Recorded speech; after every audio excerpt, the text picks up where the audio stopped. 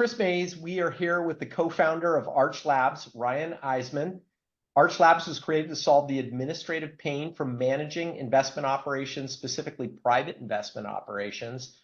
They manage new investments, updates, taxes, capital calls, distribution, and financial statements all in one place seamlessly.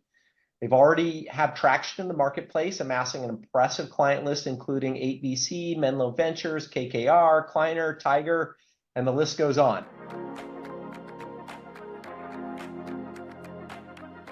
So, Ryan, how did the idea for Arch Labs come about, and what specific need in the marketplace were you aiming to address?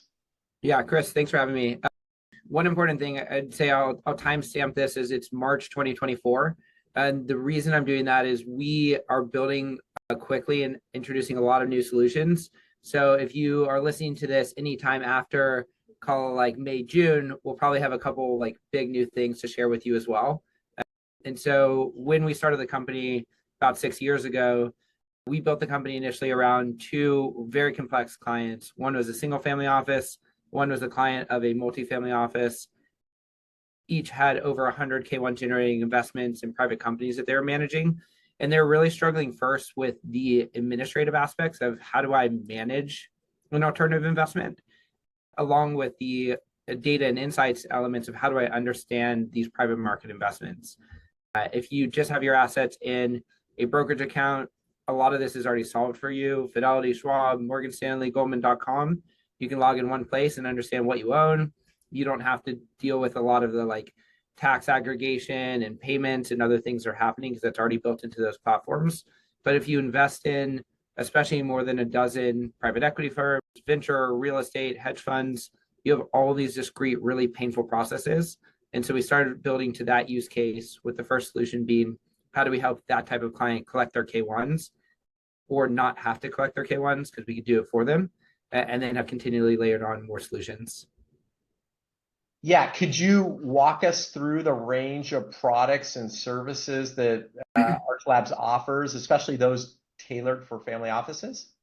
Yeah, absolutely. So if you're in that kind of position where you're collecting a lot of information from various asset managers or various like private equity firms in their portals, the first thing we do is we make it so you no longer have to log into those portals ever again.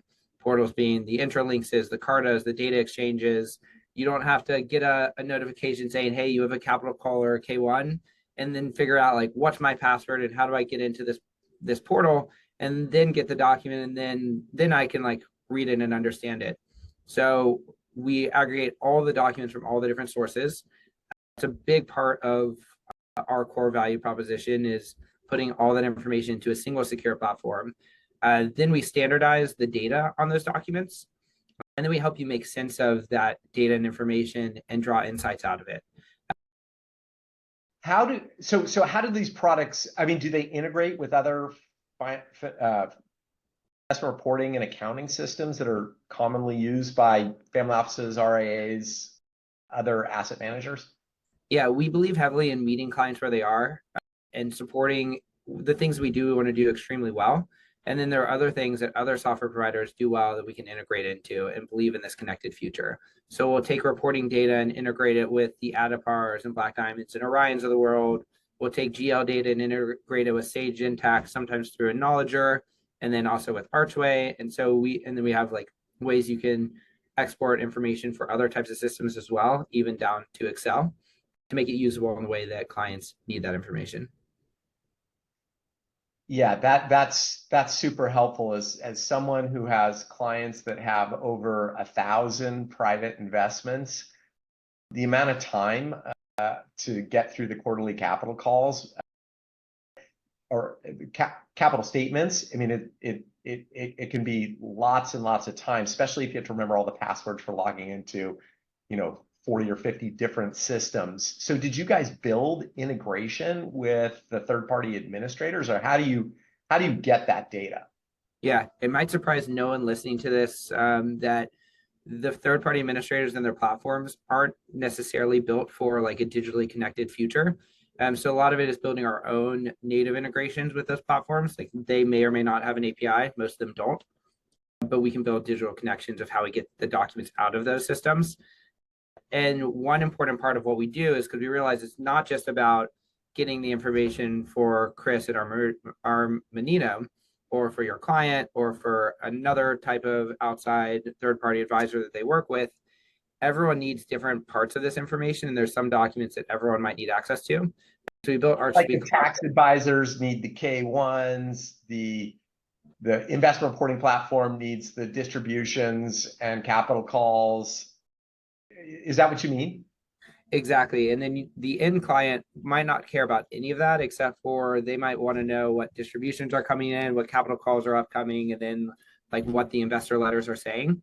And so we can give everyone access to the same set of information, but customize notifications. Like our most popular feature is what we call our Arts Digest, which is a daily summary of everything that you've received or we've received on your behalf. It can also be received weekly. You can customize, I just want to get the investor letters. But then the most popular new feature, kind of talking about leveraging AI in the platform, is to summarize these like 8, 10, 20-page investor letters into a single paragraph. So then if you're receiving one or multiple statements all at the same time, you in your daily or weekly update can know the greatest hits of what your managers are reporting without having to pour through tens or dozens or hundreds of pages of commentary. So that's interesting. So you're already employing AI in order to summarize those investor letters. Are there other places that you're using AI right now on the platform? That's the biggest client-facing piece. There's a lot of use of AI as a buzzword, both in our industry and just like in software writ large. We're really careful about when we say we're using AI and want it to be true AI. There's a lot that is just like statistics or like advanced templates. But this is like the best leverage on like true large language model, LLM type of AI that we've found so far. But what about like, so because you're getting capital statements in PDFs and there is no standard form for a capital statement. In other words, the regulator doesn't require that if it's a regulated entity, doesn't require any specific listing other than coming up with the client's ending capital. And by the way, they don't always call it ending capital. They might say ending balance. There's like a bunch of different ways they may name it, and they may embed it in 7 or 8 pages of prose about the investment. So how do you guys capture the relevant pieces of data to integrate with like an ADAPAR or what a GL or whatever? Yeah, this is something that we've developed a lot of know-how over the last 6 years around. And to your point, like this is a really messy part of the industry writ large. Like everyone reports through different portals in different formats, and like calls things different things. So even as simple as like, was this management fee inside the commitment or outside the commitment? Basically, like when we called capital, how much of the capital call goes towards your total commitment and your unfunded commitment numbers versus how much of it doesn't. It's something that is like super unstandardized. So we're continually learning more about how different asset managers work and like some of the different treatment of those nuances. But essentially to get data out of PDFs, we don't like OCR. We think that that's like not, it's a buzzword, but not a great technology. There's a lot of like really good structured data that you can get inside of the PDF itself, but it requires a deep understanding of the documents you're receiving and then exactly where information sits within the document, and then leveraging a lot of different overlapping technology to get that information out, and then also to know when you haven't gotten that information out so that you can remap, refix, or process something manually that is unstandardized. So how do you achieve that error correction then, right? Because like I can imagine that sometimes the system doesn't grab the right number. Like, do you have a roll forward process or a checksum or any kind of error correction in the platform? Yeah. So the most important like foundational thing for this is having just a really strong team of engineers. I run our business side, but my 2 co-founders are both MIT software engineering and math. One's our true CTO, and one is in like really like a data engineering type of role that sits across data engineering and product. And we have essentially 2 engineering teams, one that builds our core product, and then one that is focused on all the automation of how we get data, and then the tools for our team and how we check and how we manage data that isn't automated today. And so we have a lot of data checks, and what we're able to benefit from is data at scale. So say we have 12 or 20 LPs in the same fund, we can make sure that every LP in the same fund gets the same information. They all get a capital call if they're supposed to. Those capital calls all match within a certain tolerance ratio. Kind of thinking about there's some of the rounding issues where it's not actually perfect. If you have a $100 million commitment and $1 million commitment, you'll actually have different numbers, but just making sure it's within the same range. And then looking at data in a time series. So like, does this capital call or this account statement make sense relative to the other ones we received in the past? And that allows us to have a really high level of data integrity across the system and across the data that we're receiving. So we're continually checking and rechecking that data and continually automating the information we receive. So do you have a success story that involves a family office that you can share and kind of give us, I mean, of course, you don't need to give the name of the family office, but like some of the, like how many private investments they had, what the challenge was, and how outcomes improved? Yeah, we have quite a few of these. So maybe like one to highlight in particular, and maybe there's a few parts of the success story. So on the onboarding side, we put a lot of effort into getting clients on board quickly and making sure that they're like extremely happy and successful on Arch. And we think a lot about time to value, and we want the price you pay for our platform to be as close to the real price as possible, and so that there isn't like a big onboarding burden. We just brought on a large family office with about 1,000 different line items. 300 are K1 generating investments, and the other 700 are 1099s we're collecting from them. A line item you can think of as like an investment or an investment account. So one would be like my LP position in Blackstone. Another might be, we're starting to do a little bit of tax document collection outside of the K1. So it's specific to a fund. So wouldn't it, like Blackstone 3 versus Blackstone 4 would be two different line items? Yeah, exactly. Okay. One thing that we were excited about there is for their 300 K1 generating fund investments, we had like 286 out of the 300 contacts. So only 14 of them are net new. So we were able to show like, okay, we have really strong market penetration there. Then another one that kind of speaks in other words, those third-party administrators or the funds themselves were already inside, vis-a-vis other clients were already part of your platform. And so you already knew how to navigate their portals and get the data into your system. Exactly. I guess do you train the AI on the individual fund managers' statements in order to be able to glean any additional insights, or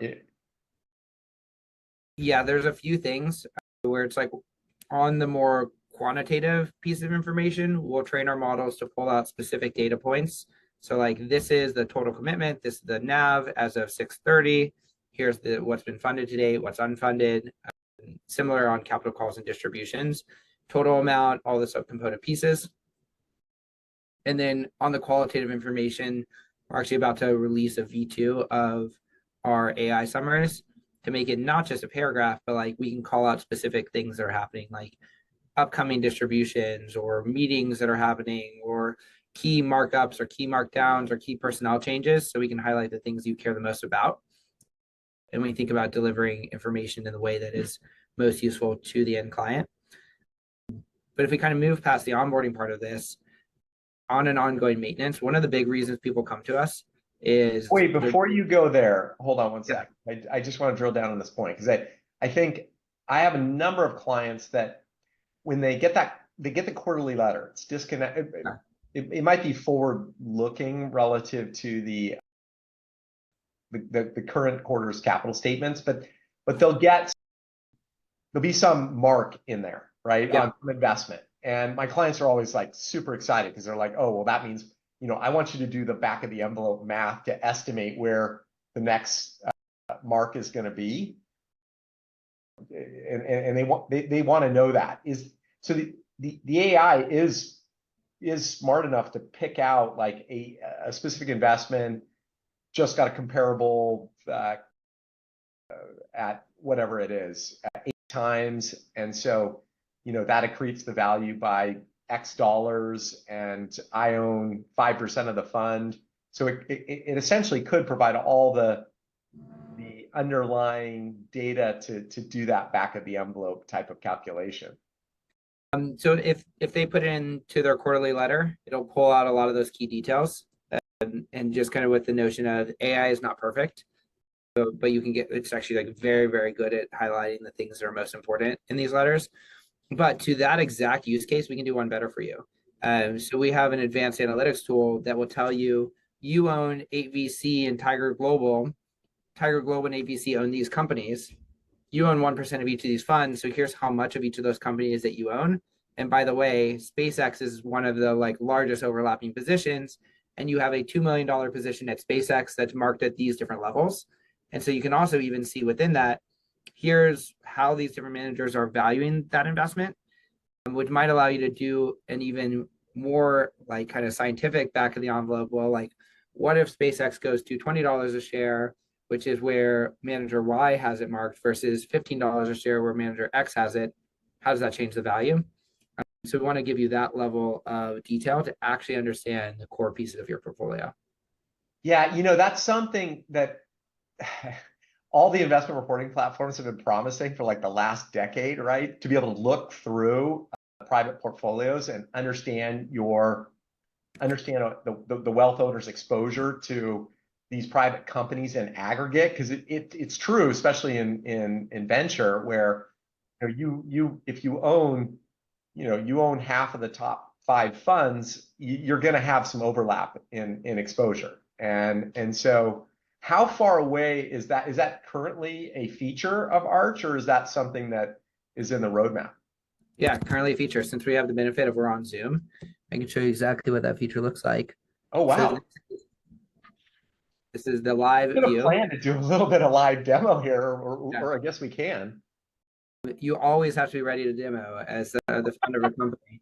Show off your wares. So this is right now grouped by portfolio company. I can say, show me the biggest to smallest values. Okay, I have a lot of Airtable. I can see where I own the Airtable. Here are all the different rounds. And then there's a lot of other information here. So we're also enriching this with like, what is the URL? What sector is this? How much have these companies raised? Pulling in third-party data for that. So we're not just giving you your data, we're giving you your data mixed with information that we can get from databases or get from the internet. And then if you want to go back here and click into Airtable, we can even give you a visualization with some of that third-party data. So like, here's some of your insights. Here's how much you own of this at different times in the past as well. So you're enriching the client's data with the public. So it's Airtable specific data. Yeah. Like off Crunchbase or one of the other publicly available databases that's capturing this kind of information. Exactly. So you get like, oh, here's the URL. I can edit this if I want to pick up a different Airtable. How much traffic are they getting? What series are they? Where are they based? And we can continue to enrich this data and give people more insights on their portfolio than they have today. Wow. Yeah, that. I know a lot of investment professionals that would be pretty excited about this, because I think in some of my conversations, like, especially around tax loss harvesting, and a lot of times when they actually get the look through to their underlying managers, they're like, wait a second. Yeah, I passed on this deal and I'm now paying 2 and 20 for someone to have invested in a company that I already passed on. Not that this would avoid it, but at least you'd understand the exposure you have inside of your funds. Yeah, and there's a lot that can help you actually become a better investor by understanding your data. And that's a big part of our long-term thesis is, unless you really understand your data, you nor your accountants and advisors can actually do as much of like the strategic work to position your portfolio or do financial planning or set up the right entities. So we want to empower the professionals we work with and the clients we work with to be able to make those decisions. And thinking about family office success stories, one of the first family offices we showed this feature to actually saw, wait, hold on. I have this company that I invested in. I just reinvested in another round of theirs. And the fund manager that I also own this company through just marked it to 0. And so they had no idea that this company was like basically going out of business, or that like it wasn't doing well. And maybe they were getting a different story from the manager, or they like had less good information. But this was the first time they ever saw that, like, wow, there's a huge discrepancy in how we're valuing this versus how. Yeah, I wonder if that'll be a force for once the end capital owner look across multiple funds to see where the marks are. I wonder if that creates any incentive for the investment funds to synchronize their marks. Well, I know it's something that the investment funds struggle with as well, because they have to figure out what are market neutral marks, and some might be more aggressive or some might be less aggressive, but they're also creating it in a vacuum. And it's hard for them to also figure out like, where does this fit within the paradigm of where other managers are marking this? And so it's a hard problem all around for GPs and LPs, and we want to be part of the solution. Yeah, no, you're absolutely right. Especially like some of these evergreen funds where the marks could advantage or disadvantage capital coming in or capital coming out, or potentially if the carry or promotes paid on a mark, you might over distribute carry and before you have the final wind up of the position. And so, I mean, it's always been an area that's attracted scrutiny from the regulators, investors, and a challenge for the private market. But I guess that's also, I mean, the definition of a private market. There is no widely available valuation or fair market value for these positions.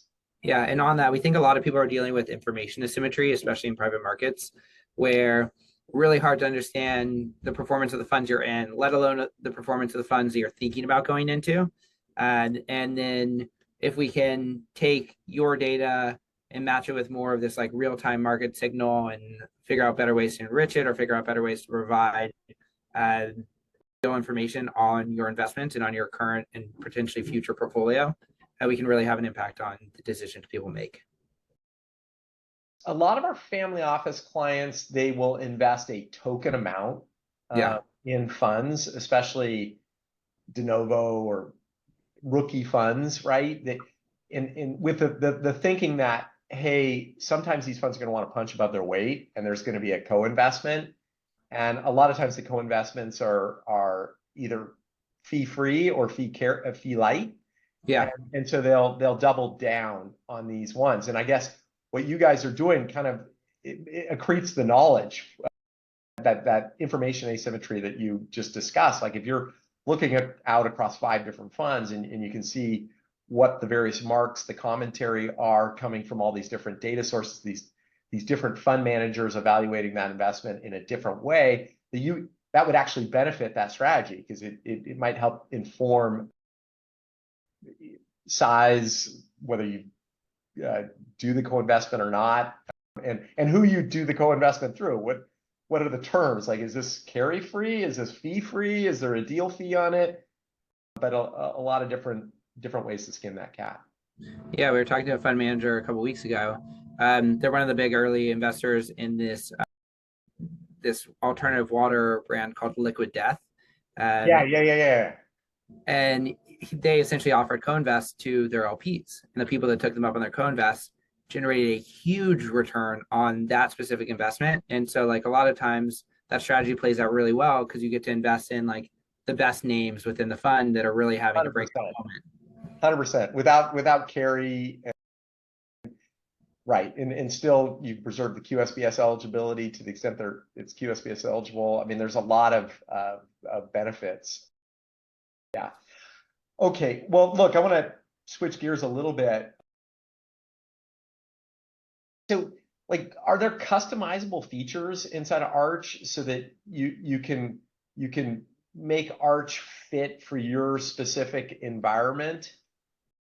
So we're really focused on building pragmatic tools that a lot of people need, with little ways that you can customize your views and customize the ways that you look at this information. We are not building like an Adapar or that kind of solution where you want to create like all this crazy customization, both inside of a platform and in like a PDF that you would generate.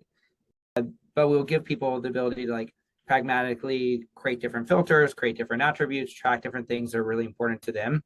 Because you might really care about the geography of your investment or where you sourced it, or you might have your own way of like doing your own asset allocation, your own like thesis driven investing. I want to make that like really easy and really possible, and then allow you to run your like Power BI, advanced analytics, and other platforms if that's useful for you. All the table states, and we're about to introduce to our clients like a new table that is like 10 times more powerful than the prior one, are savable. So you could have your like table for understanding X and then your table for understanding geography, and then be able to like really look at them, which will be really helpful for clients. And but kind of really anchored to what are the pragmatic things you need to do, you need to know to understand your alternatives. So, okay, so let's drill down on that a little bit. Is there an API that to help you integrate with either your own tools or third-party services that work with your platform? Yes, historically we've built to others' APIs. So we were like the first to build to Adapar's API, for example, which we did in about 4 weeks for the initial build. So we did it really, really quickly. We just released our own native API in private beta to unlock the ability for anyone to build to our system to enable any integration that they want. Okay, but the Adapar or the Arch or Archway or some of the others, that's an off-the-shelf thing that any user of Arch can just call down and connect up their instance of Adapar. Yep, exactly. So we even like in our database have a place for you to put the owner and owned IDs for that system. So that like when we send data, it goes one-to-one from your KKR position in Arch to your KKR position in Adapar or another system. Okay. And I guess given the sensitive nature of the data managed by family offices and your other clients, what security measures does Arch Lab have in place to protect client information? Yeah, so we at Arch care a lot about this. We got a SOC audit starting in 2020. And Okay. we've had it for like 3-4 years now at this point. We've passed dozens, if not over 100 vendor due diligence processes with like larger firms, including one of the 5 biggest US banks, which is like highly, highly regulated and takes a lot of scrutiny at the tools that You can't disclose that name on this podcast. I think less good for podcast material. Okay. But if you look at I saw a number of names on your website, but I didn't. I think I know which one that is, and I didn't see it on there, so I didn't bring it up. Yeah, they're large, they're good. It's a good brand. We like working with them. If they're listening, we're big fans. And so they like put us through our paces, and we've done that process now with a couple other banks for various types of engagements. Really well vetted on that side. Yeah, I guess the point is I mean, just having been through that process with some of the banks, especially the money center banks, they're very hard privacy. They're very privacy focused, and they're very difficult processes to get through. So yeah, so I guess that's validation for you guys in terms of you've been successful with integrating with a big bank. Yeah, because like the average, and part of this is like the overall thesis of what we're doing. The average family office or the average investor doesn't have the resources to run the type of diligence that a money center bank can, nor do they have the resources to like build the level of like automation. Yeah, that's a good point. They have teams of people that are focused on this, and they've been through so much litigation on it that they know where to look. Yeah, exactly. And so it's really helpful when you can have like centers of influence that aggregate certain parts of this value chain, whether it's like the diligence a bank does or the tools that we can build that then create a more secure and create a more connected ecosystem for everyone that's involved. And I guess how do you ensure ongoing compliance with the regulation standards that are relevant to financial data privacy and protection? We have great lawyers, great advisors. We have like a SOC 2 monitoring system that kind of looks at everything we do. and then we just keep our ear to the ground of kind of what's happening, what do we need to do. Ultimately, we think we can also be a pretty helpful tool. Like a lot of fund of funds this year need to start reporting certain statements or sharing more information with their LPs. So people are thinking about like, okay, how can we leverage Arch for that? And there's like continually new regulations we may be able to help folks with. So if you're struggling with a current problem or like something that's new, we want to essentially be this like design lab for the wealth management industry and for the investment management industry. And most of what we've built to date has been a direct reaction to some client request or client behavior. And so we're continually innovating on the edge of like, how can we help people solve their biggest business problems around wealth and asset management? Yeah, that makes a ton of sense, because I think, the regulator keeps tightening the noose on the private investment space. And so, disclosure and transparency, as well as compliance with the regulations is increasing in focus, and it's a burden for these asset managers. So I think that probably fits pretty well with their needs. Yeah, because ultimately we want to be part of the solution and not part of the problem. And the reason why you need regulation is because of some of the information asymmetry and like lack of an ability to understand some of these assets. But if we can take a customer-centric approach to what are the real things that the clients need, and how do you actually help people understand this market and make better decisions, it can kind of fill some of the gaps that regulation hasn't yet filled, or supplant the need for regulation or empower regulation to make the market safer and more economically lucrative for everyone that participates.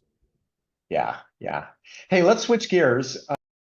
What are the upcoming features or innovations at Arch Labs that family offices should be excited about? Yeah, Insights is going to be a major push from us from here. And you'll see probably the beginning of Q2, a big feature release that will show like new ways to interact with your data, new insights feeds, a new email digest. The email digest being that summary of everything that we've received on the client's behalf. Taking stuff from like, it's not just us collecting a document and getting structured data out of it, but contextualizing it.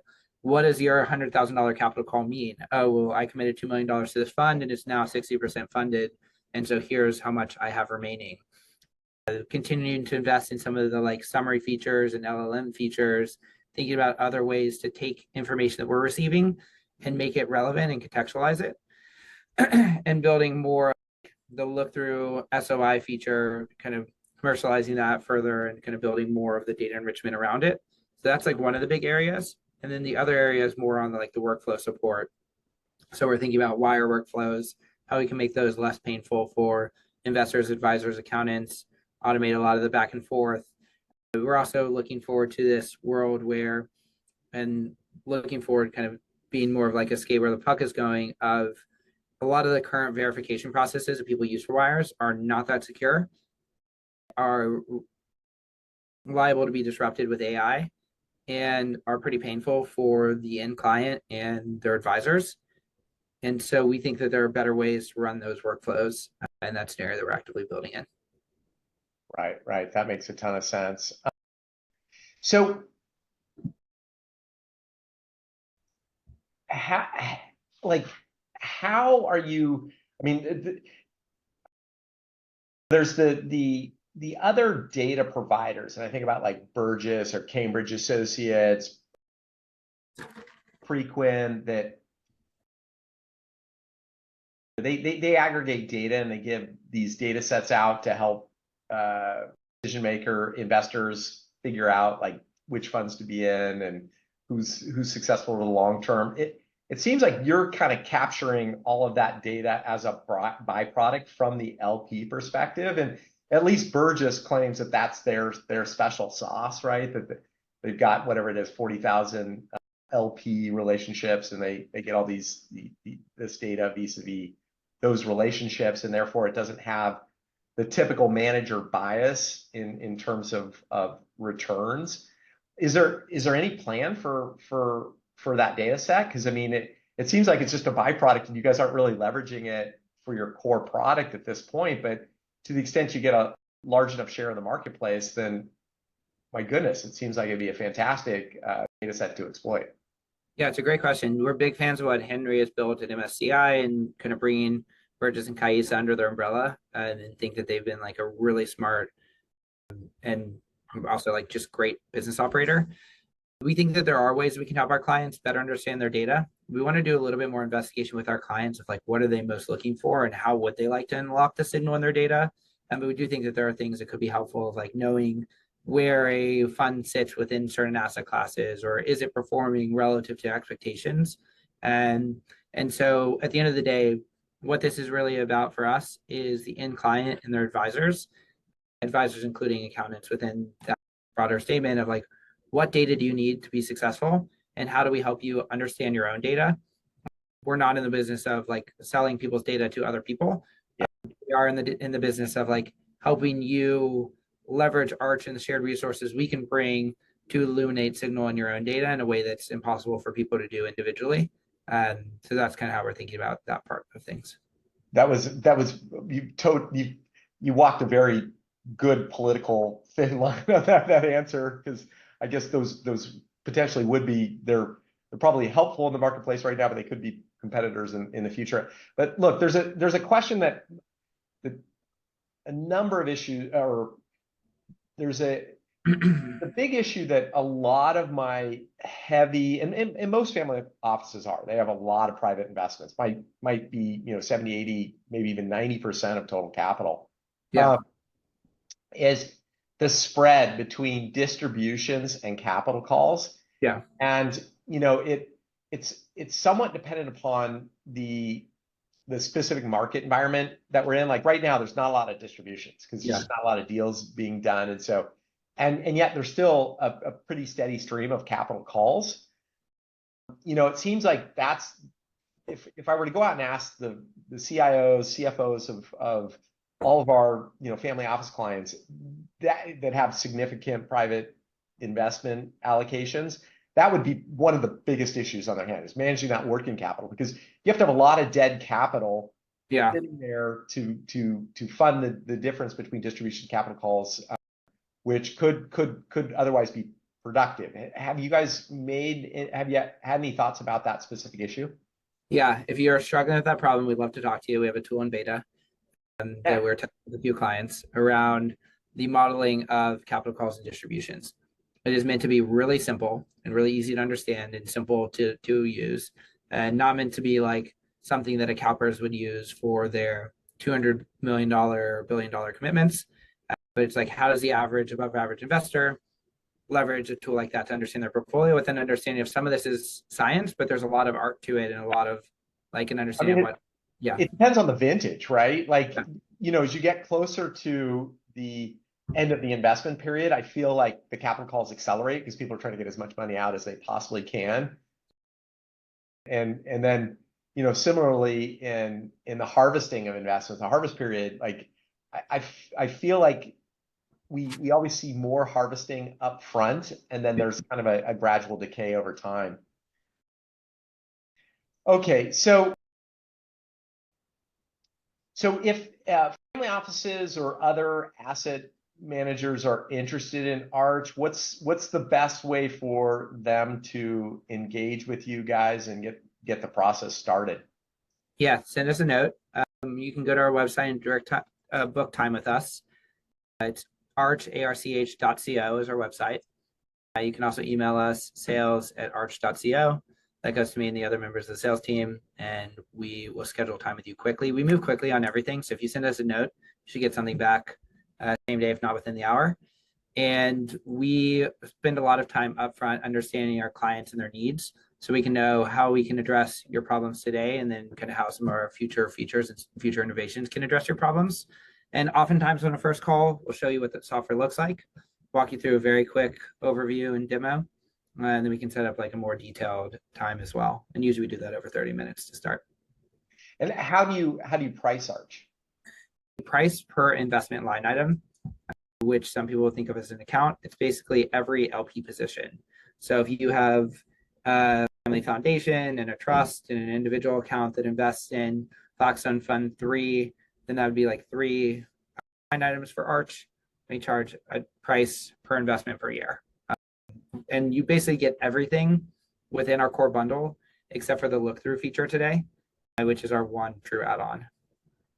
And how would you characterize your differentiated value relative to your competitors in this marketplace, like Canoe Intelligence or some of the others that are aggregating up private investment data? Yeah, I think three things here that really matter. One is we process all your information without spitting out any kind of exceptions, and we do all the upfront mapping, so we get you on board quicker for all of your information and do all the document collection through processing. Number two is the platform itself. So we really differentiate on having a nice client experience where investors, advisors, accountants can log into Arch, go to different screens, collect the information they're looking for, find all their quarterly reporting. We can walk you through each part of that component.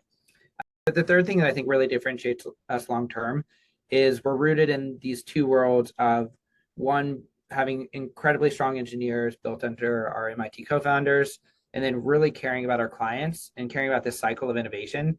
And we're all in the office in New York City collaborating. We outgrew our one floor, so now we're on 2 floors. But we used to be all on the same floor. But we're continually going up and down the elevator, huddling around like, okay, a client has this issue they're trying to solve in their business. How do we solve that? And that allows us to ship product much more quickly and react really quickly to client questions. I think we're currently at about a 1.5 minute response rate of if you write into our in-app chat, you get a real person who will be solving problems or answering questions or walking you through features within a 1.5 minutes. Hey, Ryan, I want to thank you. This was really great. It was a great introduction to Arch, and I appreciate your candor and willingness to discuss your business with us.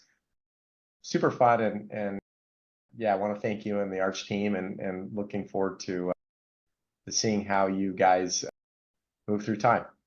Awesome. Chris, thank you for the time. Look forward to chatting more soon.